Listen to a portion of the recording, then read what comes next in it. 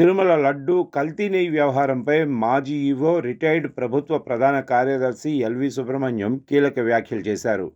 ఈ అంశంపై ఆయన నిన్న స్పందిస్తూ టీటీడీలో తప్పులు చేసిన వారికి శిక్షలు తప్పవని హెచ్చరించారు. తాను ఒక సామాన్య భక్తుడిగా కోరుతున్నానని అన్నారు. తప్పు చేసిన వారు అంగప్రదక్షిణ చేస్తారో లేదంటే కోనేటిలో మునిగి ప్రాయశ్చిత్తం చేసుకుంటారో నిర్ణయించుకోవాలని వ్యాఖ్యానించారు. లడ్డూ ప్రసాదంలో జంతు కొవ్వు కలిసినట్లు 2024లో సీఎం చంద్రబాబు తనకు చెప్పారని ఆయన గుర్తు చేసుకున్నారు. ఈ ఘటనపై కూటమి ప్రభుత్వం విచారణ కమిటీ ఏర్పాటు చేసిందని తెలిపారు. సుప్రీంకోర్టు ఆదేశాల మేరకు సిబిఐతో పాటు సిట్ కూడా దర్యాప్తు చేపట్టిందని ఎల్వి సుబ్రహ్మణ్యం వివరించారు. భవిష్యత్తులో ఇలాంటి ఘటనలు పునరావృతం కాకుండా కఠిన చర్యలు తీసుకోవాలని ప్రభుత్వానికి ఆయన సూచించారు.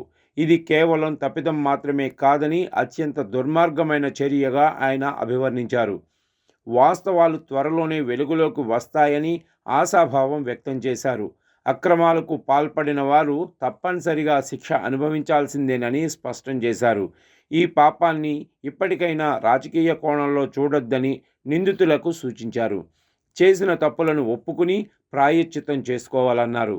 తిరుమల శ్రీ వెంకటేశ్వర స్వామి సన్నిధిలో పనిచేసే వారిలో చిత్తశుద్ధి లోపించిందని ఆవేదన వ్యక్తం చేశారు.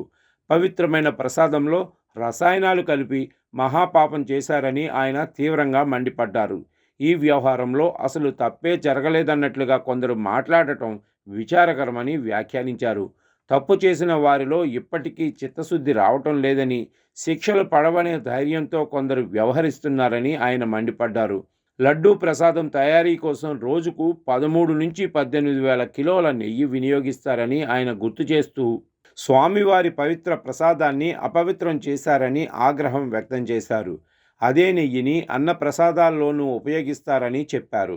నెయ్యి నాణ్యత లేదని తెలిసినప్పుడే ట్యాంకర్లను ప్రభుత్వం ఆపివేయాల్సింది కాదా అని ఆయన ప్రశ్నించారు.